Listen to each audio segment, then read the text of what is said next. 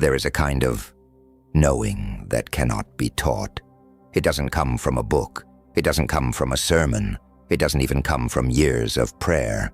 Though prayer can open the door, it comes from somewhere deeper, somewhere older, a place inside you that most people never find.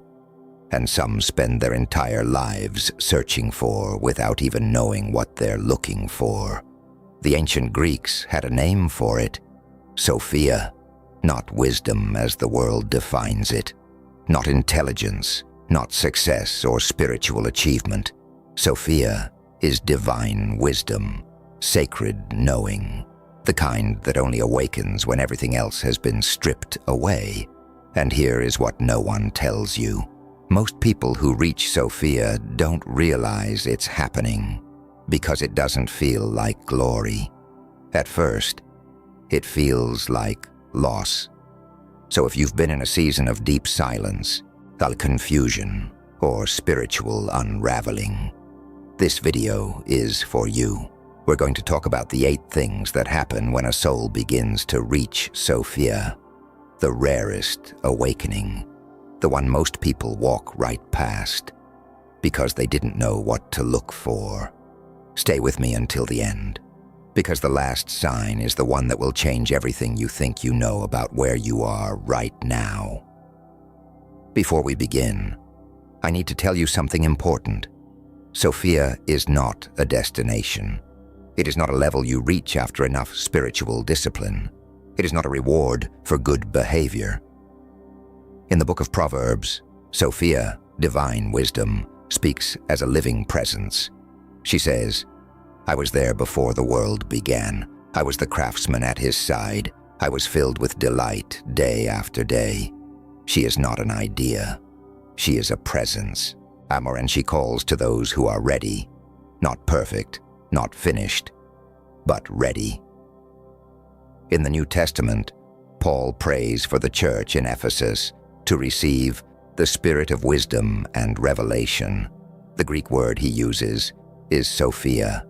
He was praying for an awakening that goes beyond knowledge into encounter.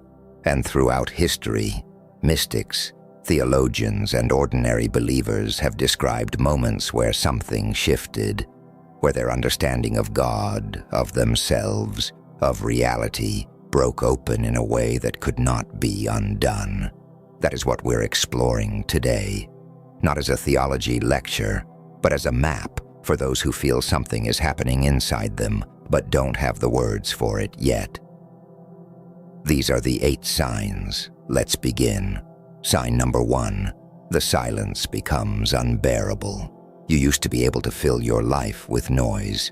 Podcasts in the car, music while you worked, scrolling at night before sleep, people around you, plans ahead of you, distractions everywhere. But something changed, slowly or all at once. The noise stopped working. You sit in silence, and instead of peace, you feel a pressure, a weight, like there is something beneath the surface of your life that is demanding to be seen, something you have been outrunning for years, and now it has caught up to you. This is not depression, though it can feel like it. This is not burnout, though the symptoms can overlap. This is the beginning of Sophia, because here is what divine wisdom requires: space. Elijah heard God not in the earthquake, not in the fire, not in the great wind. He heard him in the still, small voice. But that voice cannot compete with the chaos we manufacture around ourselves. Yet when the silence becomes unbearable, it means the noise has lost its power over you. The things that used to numb you no longer numb you, and that is terrifying, but it is also sacred. The silence isn't empty. It is full. It is waiting. And if you can sit in it, even when every part of you wants to run, you will begin to hear something that has always been there, waiting for you to be quiet enough to receive it. If this is where you are right now, don't fill it. Don't escape it. Lean in. This is the first sign that Sophia is awakening in you. Sign number 2, Old answers stop satisfying you. You were raised with certain answers, certain formulas, certain ways of understanding God, the world, suffering, prayer, blessing. And for a long time, they worked. Or at least they were enough. But something happened. A loss. A failure. A prayer that wasn't answered the way you expected. A season that made no sense according to the theology you were given. And suddenly the simple answers felt hollow. Not wrong exactly, but incomplete. Like you were trying to describe the ocean using a cup. This is deeply disorienting, especially in communities where doubt is seen as weakness, where questions are treated as lack of faith, where the formula is believe more, pray more, give more, and the blessings will follow. But Job knew. Job had all the right theology. His friends gave him all the right answers, and God said they were wrong. God said Job was the one who had spoken rightly, and Job was the one who sat in the ash with no answers, only questions. When your old answers stop satisfying you, it doesn't mean you're losing your faith. It means your faith is growing beyond the container it was given. Sophia is not a simpler understanding of God. She is a deeper one, and deeper always feels like confusion before it feels like clarity. The hunger for something more real, more true, more honest than the easy answers. That hunger is not doubt. That hunger is Sophia calling you forward. Sign number 3. You begin to see through things. There is a moment, it doesn't come all at once, where you begin to see the world differently. You walk into a room full of people, and you can feel what's underneath the surface. Not in a paranormal sense, but you notice what others miss. The pain behind someone's smile, the fear driving someone's anger, the emptiness underneath someone's performance. You begin to see through ambition and recognize the wound beneath it. Or you begin to see through religion and recognize the fear or the hunger for love beneath it. You begin to see through your own patterns, the ones you've justified for years, and see them clearly for what they are. This is discernment, and it is one of the most significant gifts that accompanies Sophia. Proverbs says that wisdom has built her house. She has set her table.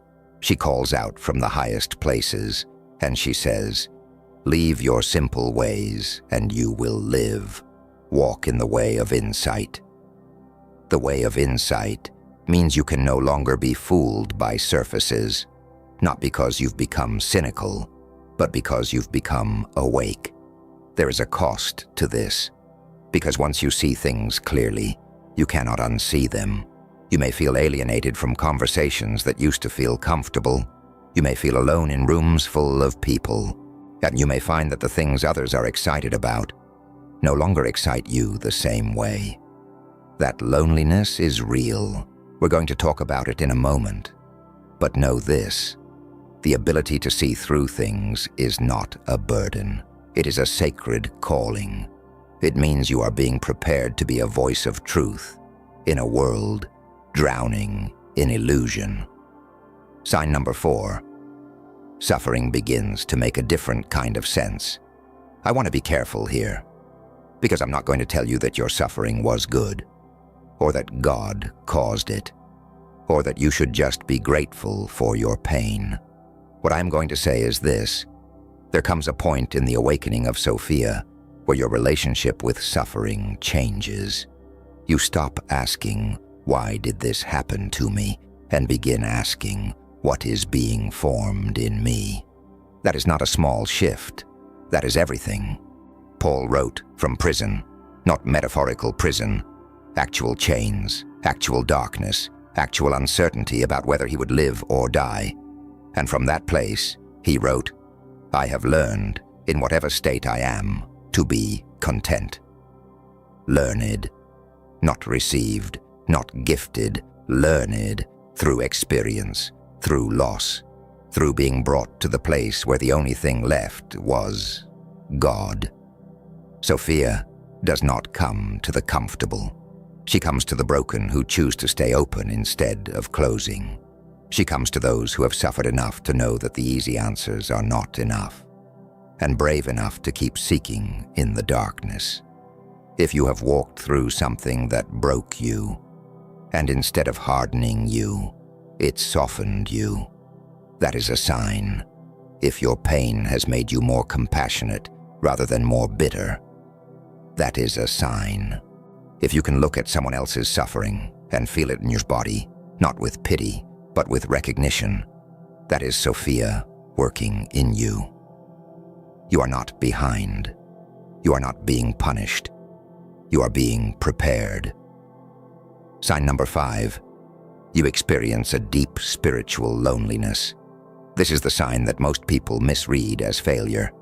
You may have a community, you may have a church, you may have people around you who love you, and yet you feel profoundly alone in your spiritual journey, like you are standing at the edge of something that no one else in your immediate circle can see, like you are speaking a language that doesn't have words yet, and no one around you quite understands what you're trying to say.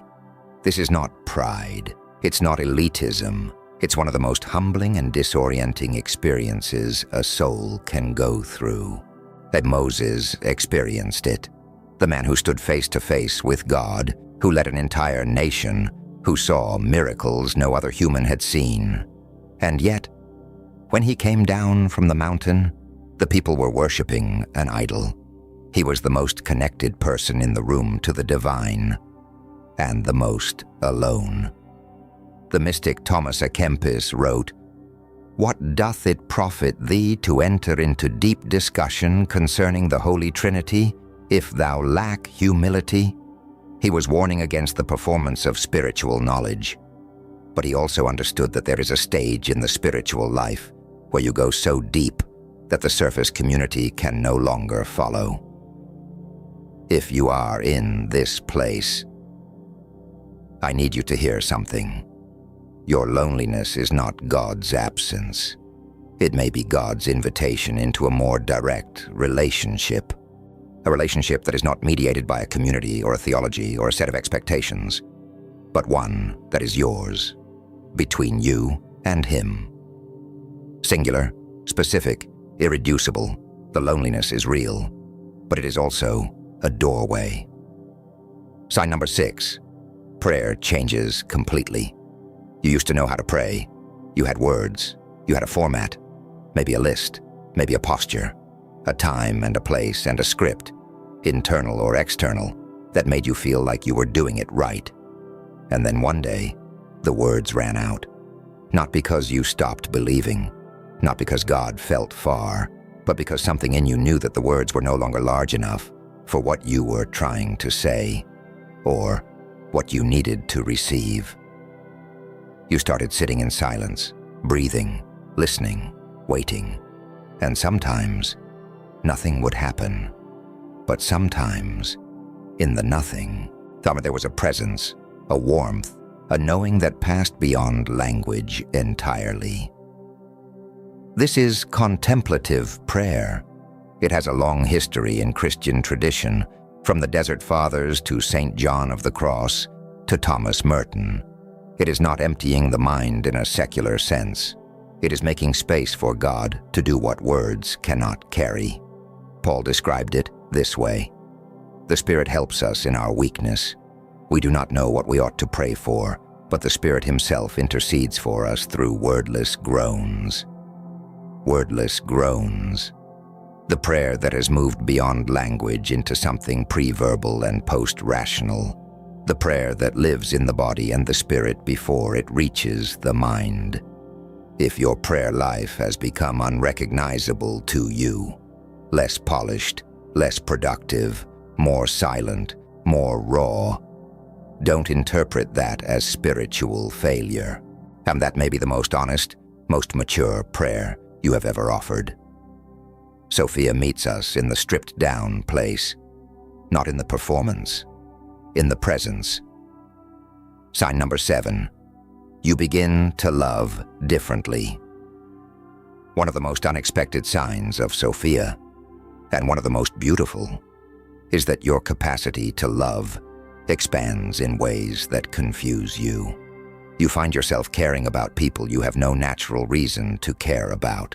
Strangers, people who have wronged you, people who don't believe what you believe, the person everyone else has written off.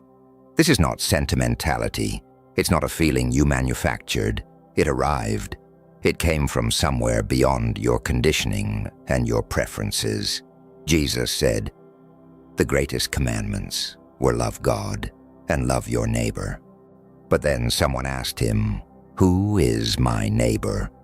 And he told the story of the Good Samaritan, choosing as the hero the person his audience least expected, the outsider, the one they had theological reasons to exclude. Sophia breaks open the categories we use to manage our compassion. She makes love inconvenient. She makes you care about the person who doesn't fit neatly into your theological or cultural tribe.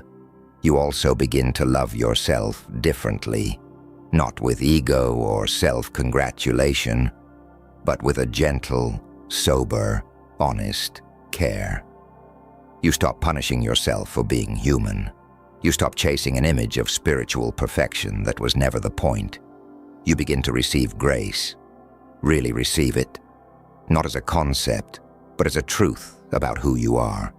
And you begin to see the image of God in places you never looked before. Out in the person who frustrates you, in your own reflection, in the ordinary, in the broken, when love becomes less about feeling and more about seeing. That is Sophia. Sign number 8. And this is the one I promised you at the beginning. You develop an unshakable peace that doesn't make sense. Not a peace that comes from everything being resolved. Not a peace that comes from having the answers. Not a peace that comes from things finally going your way. But a peace that coexists with uncertainty. A peace that sits in the middle of unresolved questions and says, "I am okay. I am held. I do not need to understand everything to trust the one who does." Paul called it the peace that surpasses all understanding. He didn't say it was the peace that comes after understanding. He said it surpasses understanding. It exists outside of the logic of your circumstances. It cannot be explained by your situation. It can only be received by your spirit. This is the peace that made martyrs sing, that made prisoners worship, that made people face the worst the world could offer, and not be destroyed. It does not mean you stop feeling pain. It means the pain no longer has the last word. It does not mean you stop grieving. It means beneath the grief, there is a ground that cannot be moved. It does not mean you stop asking questions. It means the questions no longer terrorize you. This peace is the fruit of everything we've talked about. The silence you sat in, the old answers you released, the suffering you let soften you, the loneliness you walked through without giving up, the prayer that moved beyond words, the love that arrived without your permission. All of it was building to this, a soul that is no longer easily shaken, not because life got easier, but because you got deeper. That is Sophia. That is the rarest awakening, and it is happening in you. 8 signs. Let me say them one more time, quickly, so they stay with you. The silence becomes unbearable. Old answers stop satisfying you. You begin to see through things. Suffering makes a different kind of sense. You experience a deep spiritual loneliness. Prayer changes completely. You begin to love differently, and you develop a peace that passes understanding. If you recognized yourself in any of these, even one, I need you to hear this. You are not broken. You are not losing your faith. You are not being abandoned. You are being remade. Sophia does not come to those who have it all figured out. She comes to the honest, the hungry, the ones who have been willing to let go of lesser things to hold something true. And the fact that you're here, watching this video, sitting with these questions, tells me something about who you are.